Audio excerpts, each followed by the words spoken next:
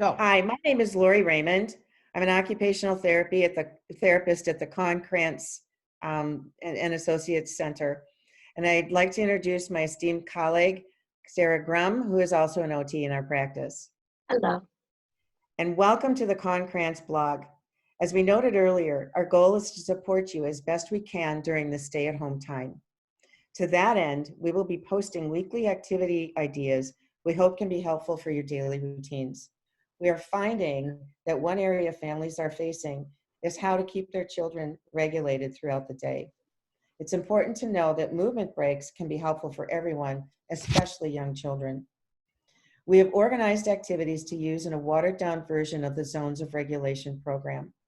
A simple explanation of this program is that a color is assigned to different regulatory states. We have chosen 3 zones, and the first zone that we will call the red zone signals alerting behavior. There's red. Yep. And we have 2 activities that we will talk about today for this zone. Yes, the first one we're calling the tower crash. So you'll have your children pile up some pillows from your couches, and then they will crash into them, knocking them down. Yeah, that's a fun idea. And actually, it can also provide mediation for staying regulated. When you rebuild the tower, it gives a break with just the crashing and can promote the opportunity to focus and organize. And our second activity we have is something that you all probably know. It's the freeze dance. You'll play your child's favorite music, and then they'll dance it out, and then you'll hit pause, and they'll have to freeze in place. It's another great regulating activity to do with them. And just like with the tower crash, this game can get children up and alert, but the periodic stopping can really innately help children stay focused. The second zone is the green zone, which is often referred to as the just right or organized zone. That's a great green zone. We have chosen 2 activities for this zone that incorporate deep pressure. Yes, we have the first one we're calling the weight pull. You'll take a blanket or a towel, and you'll pile up some heavy objects in it, some books or even a brother or sister, and have your child pull them around the house. That's cute. The second one is the taco roll. Yes.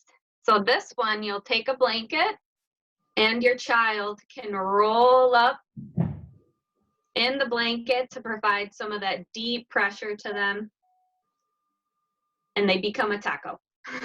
Awesome. You can also add to this game by having your child experience rolling out of that taco roll, either fast, medium, or slow. And then there are times when we like to add a steamroller idea where you can take a ball, it can be a playground ball or a large therapy ball if you have that, and roll this ball slowly over your child as they're in their taco. The amount of pressure that you exert is really based on your child's preference. The third zone is the blue zone, which is calming. And a couple activities we have for this calming blue zone are chewing resistive foods. So this can be as easy as some gummy candies or Skittles and Starbursts, or even chewing gum or raw vegetables like celery or carrots. And for children with chewing difficulties, thick smoothies, milkshakes, or pudding using a straw to suck these items up can provide deep calming effects. Exactly. And another activity we have for the blue zone is the famous bubble mountain. Kids love doing this at our clinic, and we're bringing it to your kitchen. All you need is some water and dish soap and a straw, and then your kids will blow bubbles through the straw to make your bubble mountains. Just need to make sure that they're not sucking the water in. Goes a little something like this. Awesome. Look at that bubble mountain. Just need to make sure you have a towel nearby. Awesome. Those are great. Thank you for doing that. It's important to also note that each of these activities has significance in each of the zones that we described today. The red zone, the green zone, and the blue zone.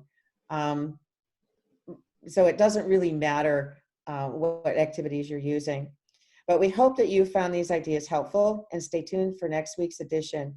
Please be safe and well. Thank you. Bye. That we'll just